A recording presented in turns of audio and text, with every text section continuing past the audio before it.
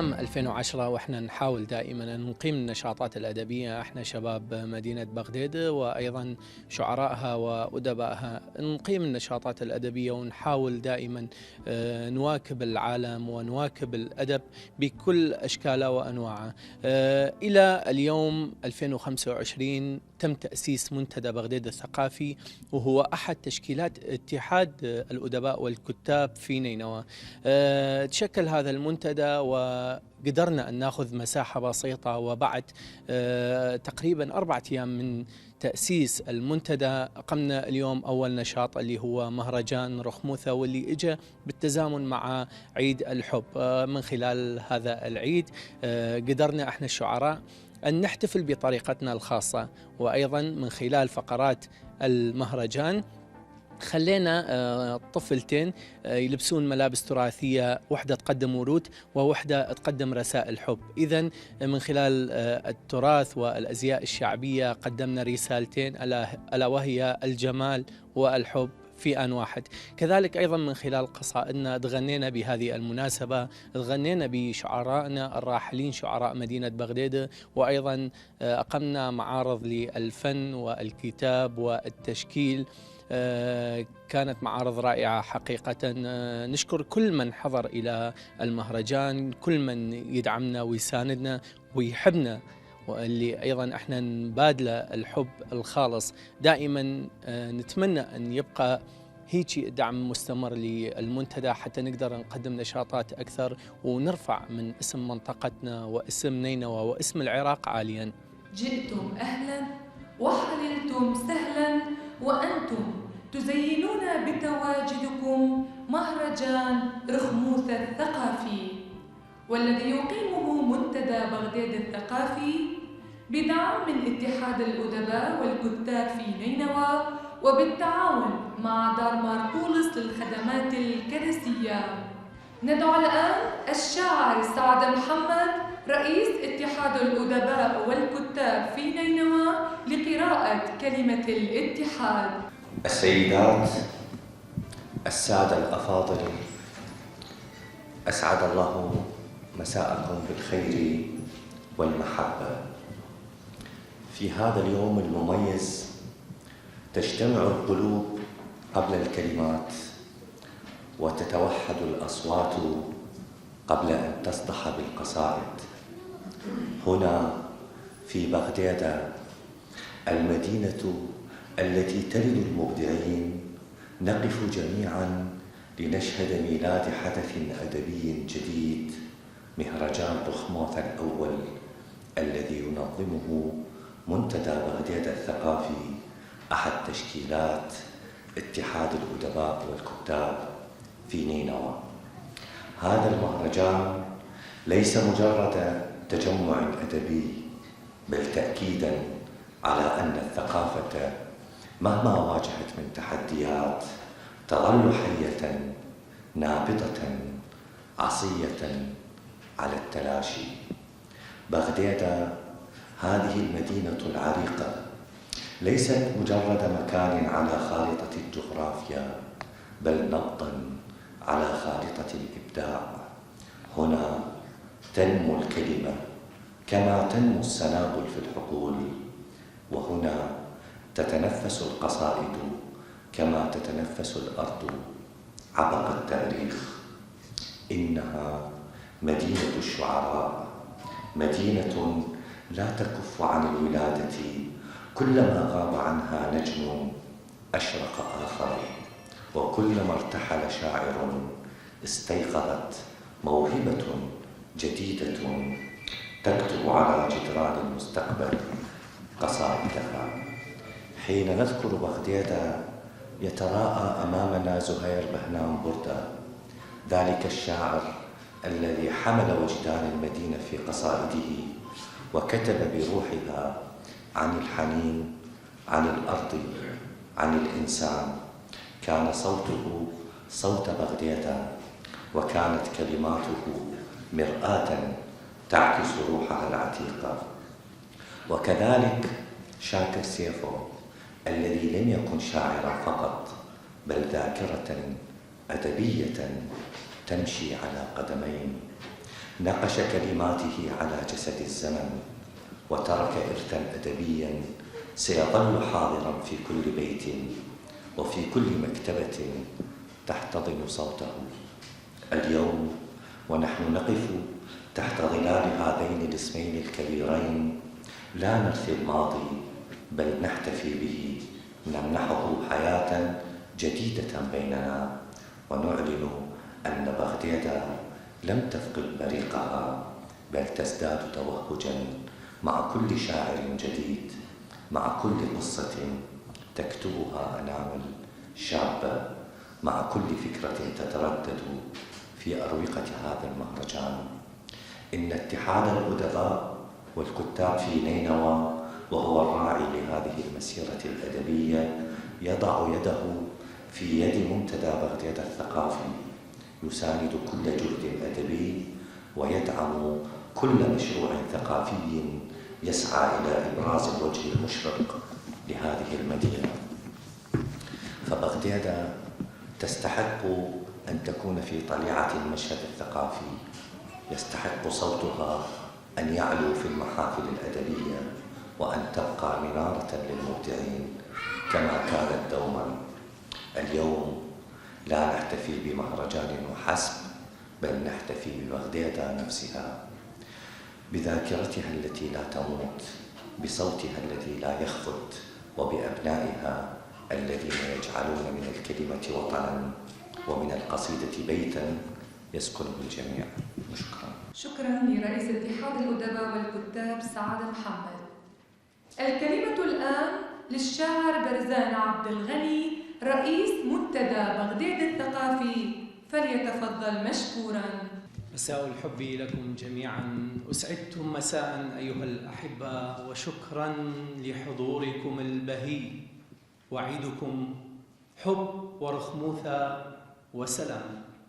لماذا منتدى بغداد الثقافي ولماذا انطلاقة رخموثة؟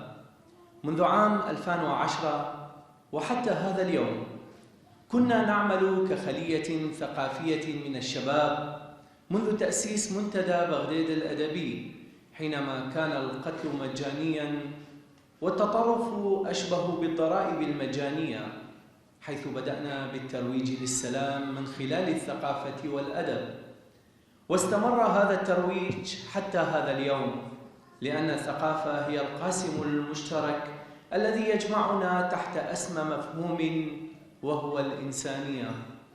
بالتعاون مع اتحاد أدباء وكتاب نينوى أو بدعمهم قمنا بتأسيس هذا المنتدى ليكون منتدى رسميا مسجلا في الاتحاد العام للأدباء والكتاب في العراق وفي نينوى، ونكون جسرا ثقافيا يروج للمفاهيم الإيجابية، ونحاول من خلال هذه المفاهيم الإيجابية توجيه مجتمعاتنا نحو الثقافة والسلام والحب. رخموثة هي مفردة من لهجة بغداد المحكية السورث، ولها عدة اعتبارات مهمة في حياتنا العامة والاجتماعية. فرخموثة بمعناها العام تعني المحبة، وبمعناها الخاص تعني الحب. كراخمنوخ، كرخمايوخ، كراخمنيخو، إذن هي جذر للحب.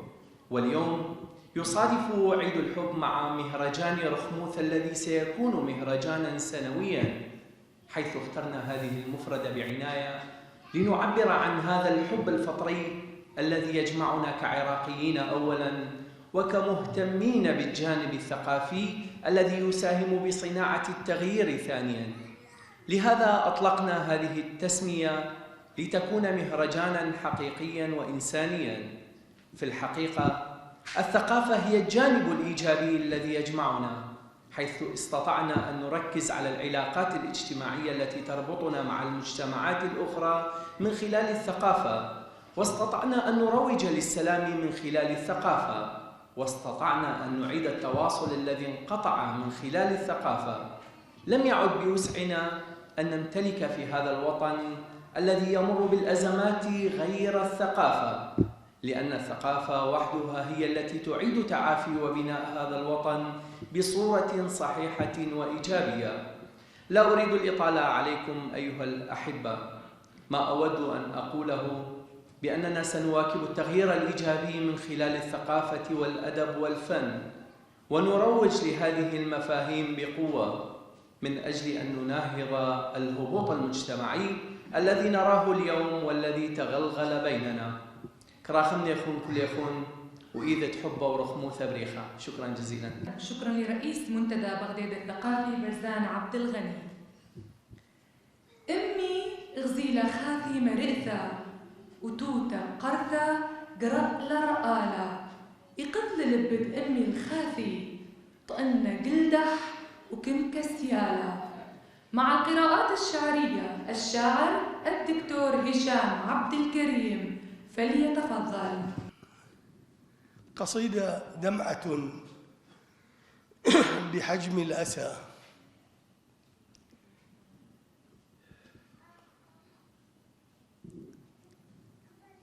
إلى شقيق الروح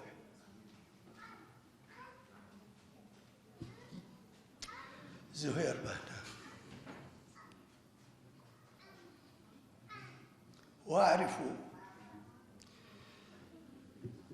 وأعرف أنك يممت وجهك صوب السماء التي أمطرتنا دماء،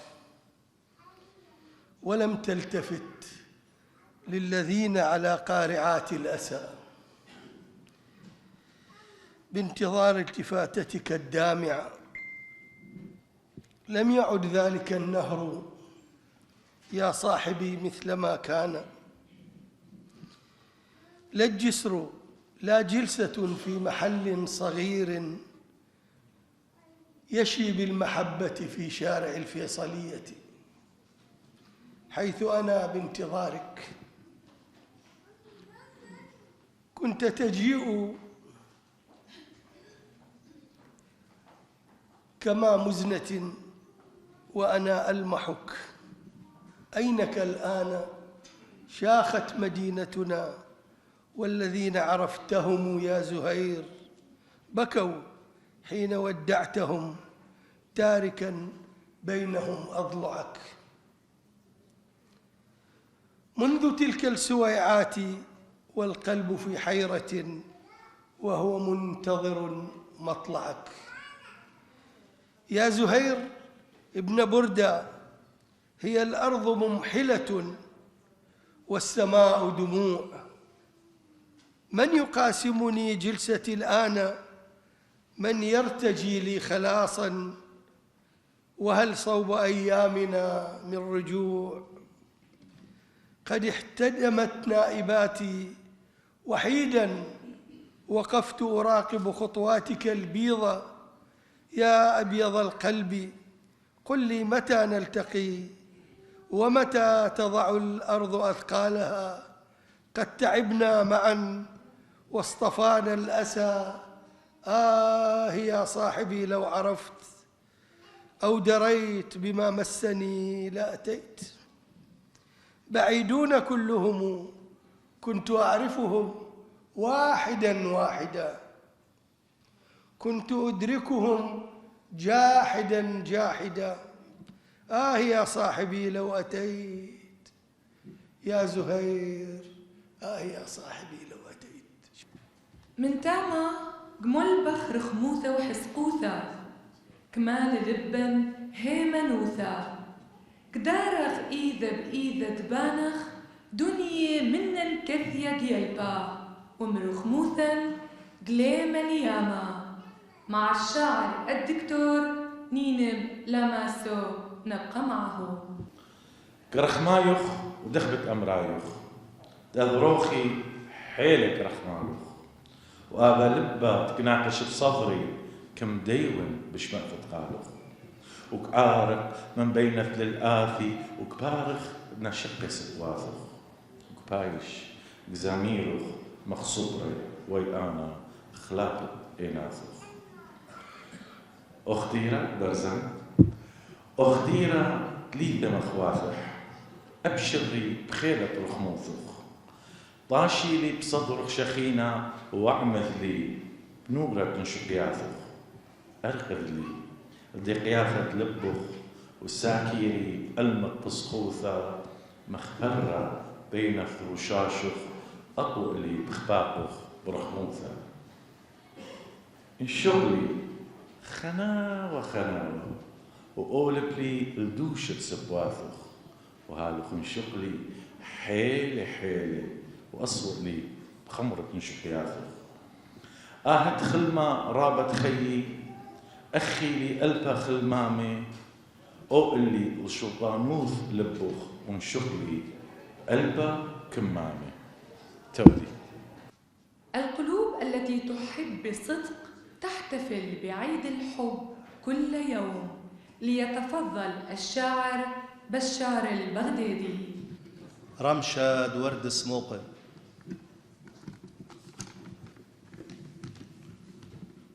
هالخ إيد درخموثة شقول لبي وخايوثة هابوبة مليخ تيروثة سموق وزرق وشاوثة ربث ثيلة خاي ورخموثة وبشرف ثيلة مدشنوثة لا وردة سموقة ولا دهوة شاوثة تخروني لقمة خيرا بشبروثة لا تلكيلا رخموثة لا مساثة ولا يقروثة أهر آشل بسيموثة وبكل ربثة إيذيل بصخوثة لا جيلة معطار رخموثة وريخح في حم ألهوثة كل من دي خليقة بشبروثة للاهي لدريم أزليوثة بهردوني برخموثة وكم زامر لبة زماروثة خل ملبة يشحقوثة كم بربش قميشينوثة لكلي تنايل رخموثة ولا أثواثة دكثاوثة مدلت لأبقدوثة بلبيلة مثل رغشانوثة هلي وشقول رخموثة آذي لخايت خويتوثة برسمتا لك بهرة إلا بدخيوثة وزياحة ليمتي لبتامي موثة كلهن يماثى رخموثة رازد خاي وهيمنوثة حب لك لسيبوثة هرزو ريلي أخ ينقوثة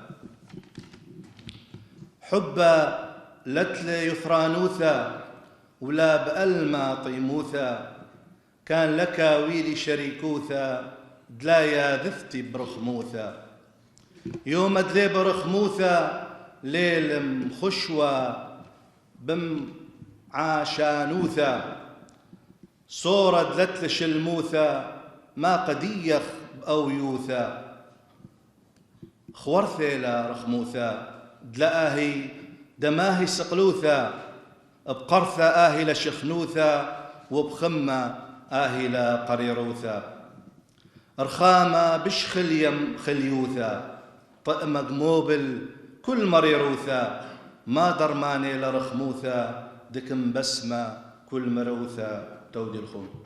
الحب هو العيد الذي لا يحتاج إلى تاريخ للاحتفال به. نبقى مع الشاعر أمير بولس عكو.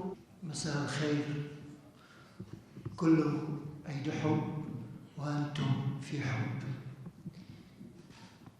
مكومة ليلة بكخل إينخ ومسرقة خطي بسرق كوسخ مسموقة صورياثة يا لزورة هوية مسمقا سبواثخ بشبر التلقى مخور صورياثخ مقبر الماثا قويلة بهر الصهرة بدوذن كليلة ومسقن بقاوي ريشخ. الحب زهرة والمشاعر هي الأمطار التي تسقيها. الآن تكون المنصة للشاعر رام سطيفان. مساء الخير عليكم جميعا. طبعا القصيدة هي رسالة من عاشق. يا حبيبتي الأبدية ويا بداية جميع أشعاري، أنا أتمزق يوما بعد يوم دون أن أبوح بآلامي. أنا مرساة وقعت بالخطأ في بلاد ليست بلادي، لا زلت أكاسر كأسي بعينيك، كأس بعد كأس وعيناك هن من أسكرتني. لا زلت أحاول النسيان والنسيان يضاجع نسياني. يا مولاتي عمري ملايين السنين، ولا زلت أبحث عن مكان يأويني، عن حضن امرأة يأخذني نحو السماء ليرويني. يا سيدتي شراعي تمزق وسئمت من سفينتي، وسئمت الإبحار وغرقت ببحر الأحزان. متى تقولين أني أحبك أيضا يا قدري، وأخبرك بين النجوم اللامعة أنك قمري. صدقيني إني لا أبالغ في تلعثمي، وجهي شاحب من شقاء الزمان، ومصيري بين يديك محتوم. فانقذيني قبل أن أهذي كالمجنون بين الخلجان. أنا يا سيدتي مؤمن تقي في الحب، والإيمان يشهد لإيماني. يا أجمل الجميلات علميني كيف غيرت في حتى ألواني. أحبيني فقط مثل ما شئت، أحبيني وأخبريني أني لست وحدي أحارب أحزاني. أنا يا حبيبتي مفقود في أرضي، لا أتذكر حتى أين مكاني. ضيعتني أعوام الجفاف، ضيعتني ألقابي، ضيعني عنواني. لا أدري من أحاسب يا حبيبتي، عيناك اللتان أسكرتني أم الشيطان. أقصدك متى توهج الحب في مسامات قلبي، أقصدك متى وجدت حرفاً جديداً يحاول التسلل إلى قصائد غزلي، وأرتمي محاولاً استجماع بعضها منك. ندعو الشاعر نوير الجميل لنعيش مع قصيدته أجواء الحب أيضاً. من أوتار قلوبنا ننشد للحب. تهنئتي إلى كل العشاق والمحبين. قصيدتي بالسريانية بعنوان يونيا. يونيا يا خلمد زونا ويا ديقتد لبا وربستد اينا نهرد مايا كمد صهيا.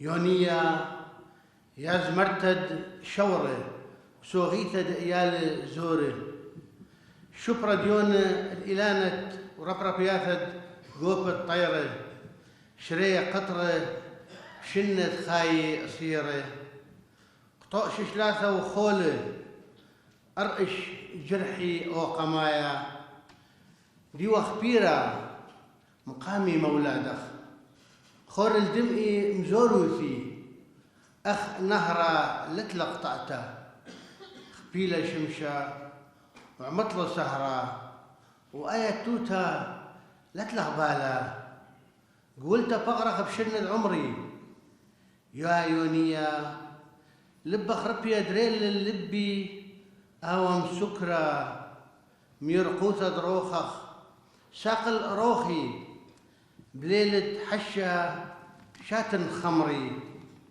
خور الأرخاثة زي كلهن ديوانة تيول شوبانة خيري نطري بقنوي منك شقرة بهرة بإقارة أو كالنار ثقلنا قوشة أو قيثارة كل برناشة منك شقلي القنت دعدا لتلي بيثة لتلي وطن. قلوب نحن والشعر نبض في أغانينا. قلوب نحن والشعر نبض في أغانينا، وبرغم الدم المنثور سنعيش لأجل أمانينا، ليعيش سلام الأرض عمرا في أراضينا. يوثقون أعيننا يا امرأة والحقد ينحر مساعينا، فكيف تقولين أحبك وشعبي ينزف الملايين؟ للأرض رعشة أحسها تهز الكون تناجينا. أهل العزة الأرض تناجينا، أهل العزة أنا أرضكم المجروحة وهي تداوينا. صوتها المبحوح في آذاننا وصدرها يحمل السكاكين.